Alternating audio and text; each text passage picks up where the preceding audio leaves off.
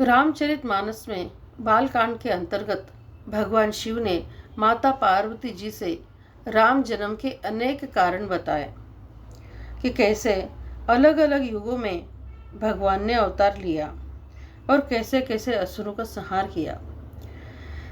लेकिन राम जन्म का मुख्य उद्देश्य हर असुरों का संहार करना ही नहीं था, बल्कि उनके जन्म का, उनके अवतार लेने का प्रमुख उद्देश्य तो ये था कि जो ऋषि मुनि हजारों सालों से वनों में, गहरे वनों में भगवान की तपस्या कर रहे हैं, उन्हें दर्शन देना, अपितु यह कहना ज़्यादा अच्छा होगा कि उनका दर्शन पाना ही भगवान का अवतार का मुख्य उद्देश्य था और वन गमन की लीला ही उन्होंने इसीलिए की थी। सबसे पहले भगवान भरद्वाज ऋषि के आश्रम में जाते हैं, प्रयागराज। तब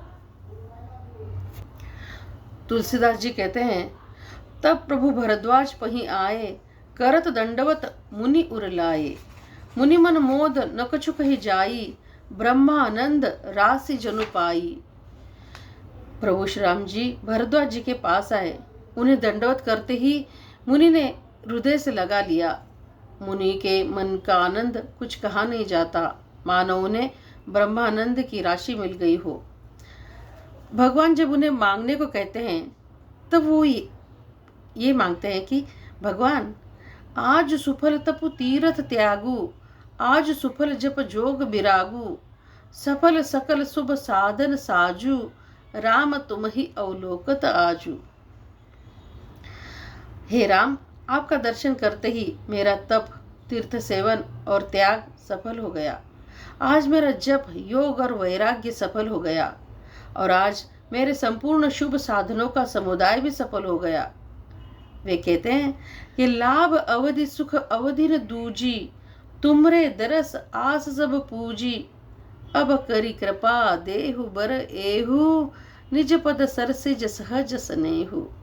लाभ की सीमा और सुख की सीमा प्रभु के दर्शन को छोड़कर दूसरी कुछ भी नहीं है। आपके दर्शन से मेरी सब आशाएं पूर्ण हो गई। अब कृपा करके यह वरदान दीजिए कि आपके चरण कमलों में मेरा स्वाभाविक प्रेम हो। चित्रकूट छोड़कर जब प्रभु दक्षिण की ओर जाने लगे तब सबसे पहले अत्रि ऋषि के आश्रम प्रभु जाते हैं। अत्रि ऋषि ने बहुत ही भगवान की सुंदर स्तुति की है, बहुत सुंदर स्तुति की है। लेकिन लास्ट में वो क्या मांगते हैं? वो कहते हैं, बिनती करी मुनि नाय सिरु, कह कर जोर बहोर, चरण सरोरो नाथ जनी, कभू तजे मति मोर। मतलब मुनि ने इस प्रकार विनती करके और फिर सिर नवाकर हाथ जोड़कर कहा, हे नाथ, मेरी बुद्धि आपके चरण कमलों को कभी न छोड़े। वहां से आगे प्रभु जाते हैं, असुर विराट को वो मारते हैं। उसके बाद वो सरभंग ऋषि के आश्रम में जाते हैं। सरभंग ऋषि की तो अवस्था ऐसी हो जाती है, देखी राम मुख पंकज, मुनिवर लोचन भ्रंग, सादर पान करत अति धन्य जन्म सरभंग। श्री राम जी का मुख कमल देखकर मुनि श्रेष्ठ के नेत्र रूपी भौरे अत्यंत आदर पूर्वक उसका मकरंद रस पान कर रहे हैं। शरभंग जी का जन्म धन्य है, तुलसीदास जी कहते हैं।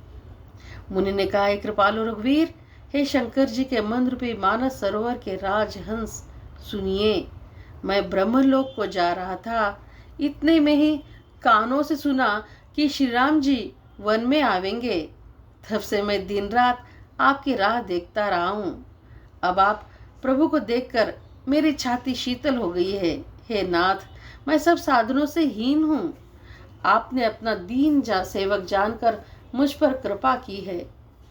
हे देव, यह कुछ मुझ पर आपका एहसान नहीं है। हे भक्त मंचोर, ऐसा करके आपने अपने प्रण की ही रक्षा की है। अब इस दीन के कल्याण के लिए तब तक यहाँ ठहरिए जब तक मैं शरीर छोड़कर आपसे आपके धाम में ना मिलूं। उसके बाद मुनि सरभंग ने एक चिता रचाई है और चिता रचाकर सब आसक्ति छोड़कर उस पर जा बैठते हैं और सबसे आखिर में भगवान से क्या मांगते, देखिए मुनि शरभंग महान ऋषि क्या कहते हैं, सीता अनुज समेत प्रभु नील जलद तनु श्याम मम ही बसहु निरंतर सगुन रूप श्री राम। वाह, हे नीले मेघ के समान श्याम शरीर वाले सगुण रूप श्री राम जी, सीता जी और छोटे भाई लक्ष्मण जी सहित प्रभु आप निरंतर मेरे हृदय में निवास कीजिए। उसके बाद प्रभु सुतीक्ष्ण जी के आश्रम जाते हैं। सुतीक्ष्ण जी जो अगस्त्य जी के शिष्य हैं, तो वो प्रभु के मन वचन और कर्म से श्री राम जी के चरणों के सेवक हैं। स्वप्न में भी वो दूसरे देवताओं का स्मरण नहीं करते हैं। जब प्रभु का आगमन वो सुनते हैं तो ही अनेक प्रकार के मनोरथ करते हुए आतुरता से दौड़े जाते हैं। वे कहते मन में सोचते हैं, विधाता क्या दीन बंधु श्री राम जी मुझ जैसे दुष्ट पर भी दया करेंगे? क्या स्वामी श्री राम जी छोटे भाई लक्ष्मण जी से मुझसे अपने सेवक की तरह मिलेंगे? मेरे हृदय में दृढ़ विश्वास नहीं होता, क्योंकि मेरे मन में भक्ति वैराग्य या ज्ञान कुछ भी नहीं है। बल्कि ऐसा नहीं था, सुतीक्ष्ण जी बहुत ही ज्ञानी थे। वे कहते हैं मैंने तो सत्संग योग जप अथवा यज्ञ किए ही नहीं, और न प्रभु के चरण कमलों में मेरा दृढ़ अनुराग ही है। हाँ, दया के भंडार प्रभु की एक बान है कि जिसे किसी दूसरे का सहारा नहीं है वे उन्हें प्रिय होते हैं। वे कहते हैं कि भगवान का इस बात का स्मरण करते ही मुनि आनंद मग्न हो गए और मन ही मन कहने लगे, आहा, भवबंधन से छुड़ाने वाले प्रभु के मुखारविंद को देखकर आज मेरे नेत्र सफल होंगे। शिव जी कहते हैं, हे भवानी, ज्ञानी मुनि प्रेम में पूर्ण रूप से निमग्न है, उनकी यह दशा कहीं नहीं जाती। और उसके बाद बहुत सुंदर भगवान की वो स्तुति कहते हैं भगवान की। फिर उसके बाद उनके 2-3 तुलसीदास जी ने बहुत सुंदर से दोहे लिखे हैं। तो उसमें वो अपनी मांग स्तुति के बाद कहते हैं कि यद्यपि बिरज व्यापक अविनाशी सबके हृदय निरंतर बासी, तदपि अनुज श्री सहित खरारी बसतु मनसि मम कानन चारी। यद्यपि आप निर्मल व्यापक अविनाशी और सबके हृदय में निरंतर निवास करने वाले हैं, तथापि हे खरारी श्री राम जी, लक्ष्मण जी और सीता जी सहित वन में विचरने वाले आप इसी रूप में मेरे हृदय में निवास कीजिए। बहुत सुंदर मांग है उनकी भगवान से ये। वो फिर से कहते हैं, जे जान ही ते जानहु स्वामी, सगुन अगुन उर अंतर जामी, जो कौशलपति राजीव नैना, करो सो राम हृदय मम आयना। मतलब हे स्वामी, आपको जो सगुण निर्गुण और अंतर्यामी जानते हो वे जाना करे। मेरे हृदय का तो कौशलपति कमल नयन श्री रामचंद्र जी ही अपना घर बनावे। आगे वे कहते हैं, वैसे तो देखिए अभिमान करना अच्छी बात नहीं है, लेकिन देखिए सुतीक्ष्ण जी किस बात का अभिमान करना चाहते हैं। अस अभिमान जाई जनि भोरे, मैं सेवक रघुपति पति मोरे। ऐसा अभिमान तो हम सब ने करना चाहिए। ऐसा अभिमान भूलकर भी न छूटे कि मैं सेवक हूँ और श्री रघुनाथ जी मेरे स्वामी हैं। उसके बाद भगवान उन्हें वर मांगने के लिए कहते हैं। भगवान कहते हैं, परम प्रसन्न जान मुनि मोही, जो वर मांगहूँ देऊँ सो तोही। और सुतीक्ष्ण जी कहते हैं, मुनि कह मैं बर कबहु न जाचा, समुझ न परई झूठ का साचा। वो कहते हैं कि मैंने तो कभी वर मांगा ही नहीं, मुझे समझ में ही नहीं पड़ता कि क्या झूठ है क्या सच है, मतलब क्या मांगू क्या नहीं। वो आगे कहते हैं, तुम्हें नीक लागे रघुराई, सो मोहि देव दास सुखदाई, अविरल भगति बिरत विज्ञाना, हो सकल गुण ज्ञान निधाना। वो कहते हैं, हे रघुनाथ जी, हे दासों को सुख देने वाले, आपको जो अच्छा लगे मुझे वही दीजिए। श्री रामचंद्र जी कहते हैं, हे मुनि, तुम प्रगाढ़ भक्ति वैराग्य विज्ञान और समस्त गुणों तथा ज्ञान के निधान हो जाओ। अब इसके पहले सुतीक्ष्ण जी क्या करते हैं, मुझे समझ में नहीं आता क्या मांगो और क्या नहीं, लेकिन आगे देखिए वो थोड़ा चालाकी करते हैं। वो कहते हैं कि प्रभु जो दीन सो बरु मैं पावा, अब सो देहु जो मोहि भावा। मतलब मुनि बोलते हैं प्रभु ने जो वरदान दिया है वो तो मैंने पा लिया, अब मुझे जो अच्छा लगता है वो दीजिए। देखिए कितनी सुंदर मांग करते हैं। अनुज जान की सहित प्रभु चाप बाण धर राम, मम हिय गगन इंदु इव बसव सदा निह काम।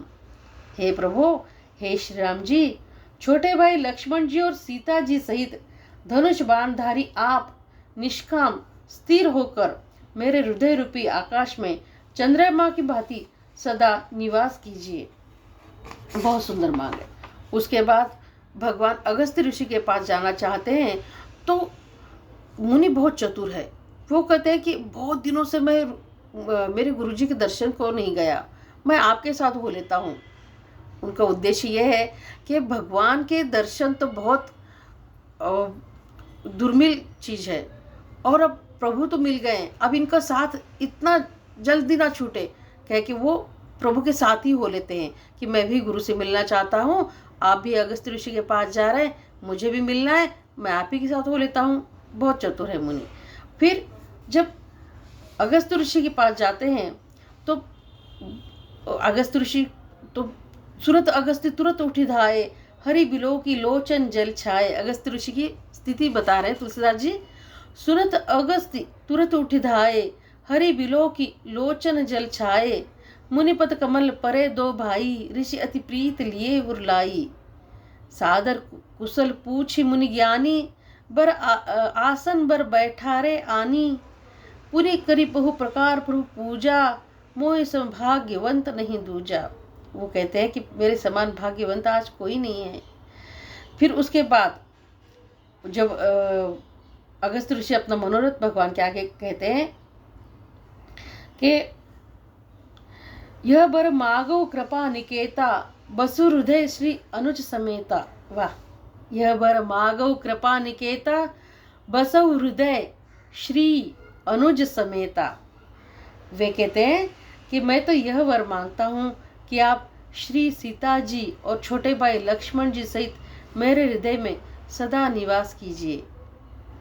यहाँ बात यह है कि जो ऋषि मुनि हैं ये हजारों सालों से तप कर रहे हैं, अपने शरीर को गला रहे हैं और इतने हजारों सालों का तप का त्याग का फल क्या मांगते हैं कि प्रभु हमारे हृदय में अनुज लक्ष्मण जी सहित माता जानकी सहित आप निवास कीजिए।